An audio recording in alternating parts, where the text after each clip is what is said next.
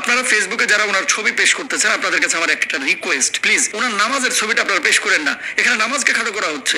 ওনার ধার্মিকতাটাকে আপনারা পেশ করেন না। ও ধার্মিক না, ও ধার্মিকতার ফ্রেম নিয়ে ওই জুতা চোরের মতো চুরি করতে ঢুকেছিল, খাটো করা হচ্ছে। ওনার ধার্মিকতাটাকে আপনারা পেশ করেন না। ও ধার্মিক না, ও ধার্মিকতার ফ্রেম নিয়ে ওই জুতা চোরের মতো চুরি করতে ঢুকেছিল। কারণ দেখবেন যে ওনাকে যত জায়গায় ওনার ছবি ব্যবহার করা হয়েছে, আগে যে ওনার দাড়ি ছিল না এই ছবিটা তেমন ফোকাস করা হয় নাই। কোন ছবিগুলো ফোকাস করা হচ্ছে? উনি ওই যে সমুদ্র সৈকতে নামাজ আদায় করছে, কোন ছবিটা ফোকাস করা হচ্ছে? বিমানের সিটে বসে নামাজ আদায় করতেছে, কোন ছবিটা ফোকাস করা হচ্ছে? গাড়ির সিটে বসে সেখানে সেজদার ভান করে আছে, সেটাকে ফ্ল্যাশ করা হচ্ছে। আচ্ছা, মসজিদে জুতা চুরি যে হয়, জুতা চোর যে মসজিদে জুতা চুরি করার নিয়তে গিয়েছে, ওকে মুসল্লি, ও মুসল্লির ভান করেছে মূলত জুতা চুরি করার জন্য। তো এই ভদ্রলোক সে যে নামাজের ভান করেছে, একদিক থেকে ডান হাতে সে চুরি করেছে, আর একদিক থেকে বাম হাতে সে দান করেছে। এত সোজা কেন আমি এই আলোচনাটা করার প্রয়োজন মনে করেছি আজকে বিষয়টা নিয়ে? সাধারণত জুমার বাইরে আমরা আলোচনা এভাবে স্টুডিও ভিত্তিক খুব কমই করার চেষ্টা করি না, কিন্তু জাতীয় ইস্যু যখন আসে, আমলের সাথে কোনো বিষয় যখন জড়িয়ে পড়ে এবং শরীয়ত সম্পর্কে মানুষের কাছে যখন ভুল মেসেজ যায়, তখন সে বিষয়গুলোকে আলোচনা করার প্রয়োজন মনে করি। চ্যানেল 24 সাক্ষাৎকার দিয়েছেন কি যে আমি প্রশ্নপত্র বিক্রি করে যেগুলো কামাইছি সব আল্লাহ রাস্তায় দান করে দিয়েছি। মানে আপনি সুদের টাকা নিয়ে এসে আল্লাহ রাস্তায় দান করে দিচ্ছেন, ঘুষের টাকা নিয়ে এসে আল্লাহ রাস্তায় দান করেছেন, আল্লাহকে মাফ করে দিবে? এত সোজা না মুরব্বী, এত সোজা না ইসলাম। কুরআনুল কারীম আল্লাহ সুবহানাহু ওয়া তাআলা কি বলছেন খেয়াল করেন। আল্লাহ সুবহানাহু ওয়া তাআলা সূরা বাকারার 168 নম্বর আয়াতের মধ্যে বলছেন, ইয়া আইয়ুহান নাস কুলু মিম্মা ফিল আরদি হালালান তাইয়্যিবা ওয়া লা তাত্তাবিউ খুতুওয়াতিশ শায়াতিন ইন্নাহু লাকুম আদুউম মুবিন। আল্লাহ সুবহানাহু ওয়া তাআলা স্পষ্ট করে বললেন, পৃথিবীতে হালাল এবং পবিত্র বস্তু তোমরা ভক্ষণ করো, শয়তানের পদঙ্ক অনুসরণ করো না। তার মানে খাইতে হবে আপনাকে হালাল। 2 নম্বর আসেন, ফাকুলু মিম্মা রাযাকাকুমুল্লাহু হালালান তাইয়্যিবা ওয়াশকুরু নি'মাতাল্লাহি ইন কুনতুম ইয়্যাহু তা'বুদুন। এটা সূরা নাহলের 114 নম্বর আয়াত। আল্লাহ তাআলা কি বলছেন? তোমাদেরকে হালাল ও পবিত্র যা দিয়েছেন তা হতে আহার করো এবং আল্লাহর নিয়ামতের জন্য কৃতজ্ঞতা স্বীকার করো। আচ্ছা, উনি ঘুষ নিয়েছেন, উনি প্রশ্নপত্র ফাঁস করেছেন, কয়টা অপরাধ করেছেন দেখেন। আরে এক আবেদ আলী সেনা ধরা খেয়েছে, এরকম প্রত্যেকটা মসজিদে 2-1 কেউ চিকন কেউ মোটা আবেদ আলী পাবেন আপনারা, যেগুলো ধরা পড়ে না, ধরা ছোঁয়ার বাইরে। মসজিদে এরকম একটা টেন্ডেন্সি আমাদের বাংলাদেশের মানুষের আছে। এই জন্য নবীজি বলেছেন যে কিয়ামতের আগে মসজিদে মুসল্লি বাড়বে কিন্তু প্রকৃত ইমানদারের সংখ্যা কমে যাবে। আজকের জামানায় অনেক মানুষ আছে হারাম খায়,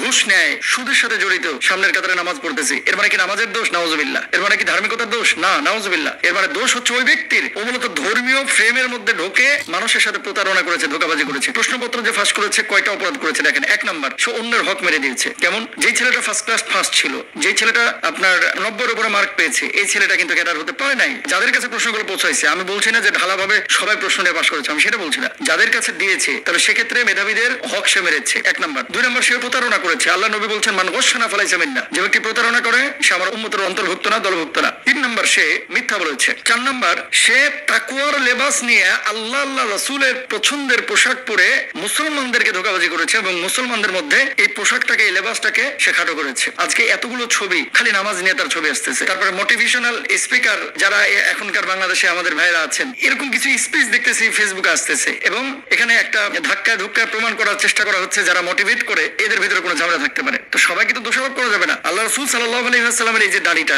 পছন্দনীয় দাড়ি, সুন্নাহের দাড়ি আমরা রেখেছি, এটা তো একটা সম্মান আছে, টুপিটা একটা সম্মান আছে, জুব্বাটার একটা সম্মান আছে। এই জন্য নবীজি বলেছেন যে পোশাক আশাক দিয়ে মানুষকে বিবেচনা করা যাবে না, মানুষকে বিবেচনা করতে হবে তাকওয়ার ভিত্তিতে। রাসূলকে জিজ্ঞেস করা হলো, ওগো নবীজি, মা মানাত তাকওয়া, তাকওয়াটা কি? আল্লাহ নবী জবাব দিয়েছিলেন, আত-তাকওয়া হা হুনা, তাকওয়ার জায়গা হচ্ছে অন্তর। আপনারা ফেসবুকে যারা ওনার ছবি পেশ করতেছেন, আপনাদের কাছে আমার একটা রিকোয়েস্ট, প্লিজ ওনার নামাজের ছবিটা আপনারা পেশ করেন না। এখানে নামাজকে খাটো করা হচ্ছে।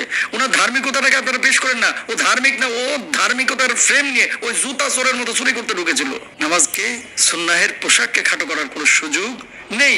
আপনি দেখেন ফেসবুকে ওনার দাড়ি ছাটা আগেকার ছবি, যখন চাকরিতে জয়েন করেছিল কয়টা ছড়াইছে। প্রিয় বন্ধুরা, খুবই গুরুত্বপূর্ণ একটা বিষয় আমরা আসলে এই আলেমের কাছ থেকে জানলাম, যেখানে আসলে তাকে নিয়ে ট্রোল করা হচ্ছে, তার দাড়ি, তার টুপি এবং তার নামাজ আদায়ের দৃশ্যটাকে, এবং বিভিন্নভাবে বলা হচ্ছে যে এমন ট্রোল করা হচ্ছে যে যারা আসলে পথে ঘাটে নামাজ আদায় করে তারা অধিকাংশই ভণ্ড। আপনি চিন্তা করেন তাহলে এই পোশাক বা ইসলামের একটি নিদর্শন যেগুলো তার মধ্যে দেখা যাচ্ছে যে এইটি কি আসলে অপরাধ, বা এইটা ছাড়া যারা আছে 17 জন অপরাধী আছে যাদের দাড়ি টুপি কিছু নাই, অথচ এই যে একজন ড্রাইভারের আসলে কতটুকু ক্ষমতা আছে, এর যে গডফাদার, তাদেরকে নিয়ে কি আসলে এই ধরনের প্রতিবাদ বা মানে ট্রোল করা হচ্ছে? অবশ্যই তিনি অপরাধী, তার বিচার এবং তার শাস্তি আমরা চাই। কিন্তু ইসলামের একটি পোশাক যেটা দাড়ি এবং টুপি এবং নামাজ, সেগুলোকে নিয়ে এভাবে তুচ্ছ তাচ্ছিল্য করা হবে এবং বলা হয় যে কাকু সেজদা থেকে ওঠেন, মানে 32তম বা 47তম বিসিএসের পোস্ট ড্রপ করতে হবে না? দেখুন, এখানে তিনি সালাত আদায় করতেছেন, দাড়ি টুপি, এগুলো হইলো আমল। আর এই আমলগুলোর উপর বেস করে আসলে এইটাকে নিয়ে আমরা যেভাবে ট্রোল করতেছি সেই বিষয়টা উচিত না, যে বিষয়টা এই হুজুর বোঝাতে চেয়েছেন, এবং আমাদের এই ব্যাপারে সচেতন থাকতে হবে। একটা বিষয় আপনাদের বলি প্রিয় ভাইরা, দেখুন রাসূল সাল্লাল্লাহু আলাইহি সাল্লামের সাহাবীদেরকে লক্ষ্য করে বলছেন, তোমরা সবাই পাপী, আর তোমাদের মধ্যে সবচেয়ে উত্তম হলো যিনি তওবা করে আল্লাহর কাছে ফিরে আসেন। তো তওবার সুযোগটা রয়েছে যে কোনো পর্যায়ে, যে কোনো ব্যক্তি ফাঁসির আসামিপ্রাপ্ত জেনাকারীর শাস্তির রজমপ্রাপ্ত ব্যক্তিও আল্লাহর কাছে তওবা করে তিনি আল্লাহর কাছে পুত পবিত্র হয়ে যেতে পারেন। এই সুযোগটা ইসলাম মৃত্যুর আগ পর্যন্ত রেখেছে। অতএব ব্যক্তির শাস্তির অপরাধের বিচার আমরা চাই, কিন্তু সেখানে ধর্মীয় কোনো বিষয়টাকে, তার এই যে পালনীয় বিষয় বা তার নামাজ পড়ার দৃশ্য নিয়ে, এগুলো নিয়ে যেন আমরা ট্রোল না করি বা এইগুলোকে যেন হাইলাইট না করি। দেখুন প্রিয় বন্ধুরা, এই কথা প্রসঙ্গে বলতেই হয়, সে যে অপরাধ করছে, যে কবিরা গুনাহ করছে, মানুষের হক নষ্ট করছে, এটা চরম লেভেলের অন্যায় করছে, এটা জাতির সাথে গাদ্দারি করছে, ঠিক আছে, কিন্তু এই সকল অপরাধ, নামাজ না পড়ার অপরাধ, এই দুইটাকে যদি তুলনা করেন, নামাজ ছেড়ে দেওয়া এটা সবচেয়ে আরও বেশি বড় অপরাধ, ঠিক আছে, কিন্তু তার এই নামাজটাকে টেনে নিয়ে এসে তাকে ব্যঙ্গ বিদ্রুপ করাটাকে, এটা কিন্তু আসলেই আমাদের উচিত নয়। এবং তার দাড়ি টুপি জুব্বা, অবশ্যই যারা অপরাধী তারা মানুষের কাছে এই দাড়ি টুপি জুব্বা সালাত, এগুলো ভালো মানুষের একটা প্রতীক, ভালো মানুষের একটা বৈশিষ্ট্য, কিন্তু খারাপ মানুষরা অনেক সময় এগুলোকে ইউজ করে, সেটাও আমাদের বুঝতে হবে। আর সেটা বুঝে আমরা সেই ভালো উপাদানগুলোকে জড়াইয়া আমরা ব্যক্তিটাকে আমরা ট্রোল না করি, আমরা তার সর্বোচ্চ শাস্তি চাই, এবং তাদের গডফাদার, তাদের সাথে জড়িত যারা আছে তাদেরকে আসলে শাস্তির আওতায় আনা। এবং যে সকল ব্যক্তিরা এই ধরনের চুরির মাধ্যমে তারা বিসিএস ক্যাডার হয়ে বসে আছেন, বিভিন্ন জায়গায় সার শব্দ বা সম্মাননা পাচ্ছেন, তাদেরকেও পই করে হিসাব করে তাদেরকে বের করে চাকরিচ্যুত করা এবং তাদেরকে বিচারের আওতায় নিয়ে আসা, এটাও কিন্তু সমানভাবে গুরুত্বপূর্ণ।